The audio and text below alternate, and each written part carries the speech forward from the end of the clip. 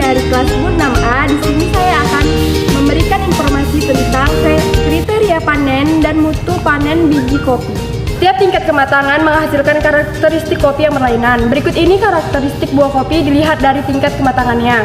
Yang pertama, warna hijau dan hijau kekuningan. Warna ini menandakan kondisi buah kopi masih muda. Apabila dipetik, bijinya berwarna pucat, keputihan, dan keriput. Yang kedua, warna kuning kemerahan menunjukkan sudah mulai matang. Yang ketiga, warna merah penuh menunjukkan buah telah matang sempurna. Yang keempat, warna merah tua menandakan buah sudah kelewat matang. Air warna kulit untuk menentukan kematangan buah kopi bisa diketahui dari kandungan senyawa gula yang terdapat pada daging buah. Kopi yang telah matang memiliki kandungan senyawa gula relatif tinggi pada daging buahnya.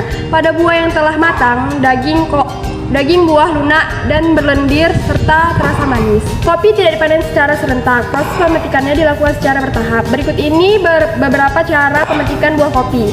Yang pertama, pemetikan selektif. Pemetikan dilakukan hanya pada buah yang telah berwarna merah penuh atau telah matang sempurna. Setengah selektif. Pemetikan dilakukan pada semua buah dalam satu dompol. Yang pemetikan serentak atau pemetikan racutan. Pemetikan ini dilakukan bertahap semua buah kopi dari semua dompolan, termasuk yang berwarna hijau dipetik habis. Biasanya pemetikan seperti ini dilakukan di akhir musim panen. Yang kelima, lelesan.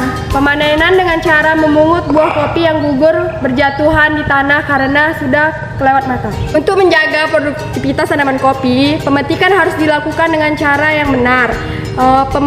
Penentuan jenis mutu biji kopi dibedakan berdasarkan jenis kopinya, yaitu kopi Arabica, kopi Robusta, dan kopi jenis lainnya. Berdasarkan cara pengolahannya, ada dua cara, yaitu pengolahan kering dry process dan pengolahan basah atau wet process. Berdasarkan nilai cacat atau value defect, klasifikasi umumnya yaitu mutu grade 1 total nilai cacatnya 11, mutu grade 2 total nilai cacatnya 12 sampai 25, yang ketiga mutu grade 3 total nilai cacatnya 26 sampai 44. Mutu pengolahan basah dry process, yang pertama adalah kadar air kopi maksimal kurang lebih 13%, yang kedua kadar kotoran berupa ranting, batu, gumpalan tanah, dan benda-benda asing lainnya maksimal 0,5%. Yang ketiga, bebas dari serangga hidup. Yang keempat, bebas dari biji berbau busuk, berbau kapang, dan bulukan. Yang kelima, biji tidak lolos ayakan 3x3 mm atau 8 mes dengan maksimum lolos 1%.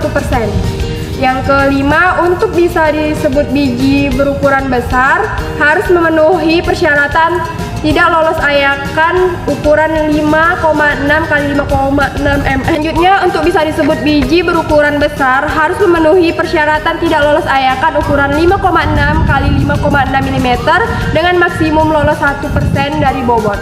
Selanjutnya adalah pengolahan kering atau wet process, yaitu kadar air maksimal kurang lebih 12%. Ini pengolahan kering. Yang pertama, kadar air maksimum kurang lebih 12%. Yang kedua, kadar kotoran berupa ranting, batu, gumpalan tanah, dan benda-benda lainnya maksimal 0,5%. Bebas dari serangga hidup. Terus itu selanjutnya bebas dari biji berbau busuk, berbau kapang, dan bulukan. Dan biji kopi untuk jenis Robusta dibedakan. Yang pertama, biji ukuran besar atau L tidak lolos ayakan lubang bulat ukuran diameter 7,5 mm dengan maksimum lolos 2,5% dari bobot. Yang kedua, biji ukuran sedang atau M tidak lolos ayakan lubang bulat ukuran diameter 7,5 mm tapi tidak lolos lubang bulat ukuran diameter 6,5 mm dengan maksimum lolos 2,5% dari bobot.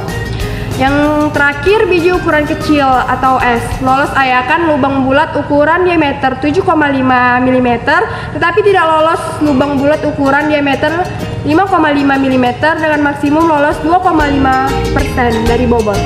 Sekianlah informasi yang dapat saya sampaikan, semoga bermanfaat bagi kita semua. Saya akhiri dengan wabillahi taufiq wal hidayah. Wassalamualaikum warahmatullahi wabarakatuh.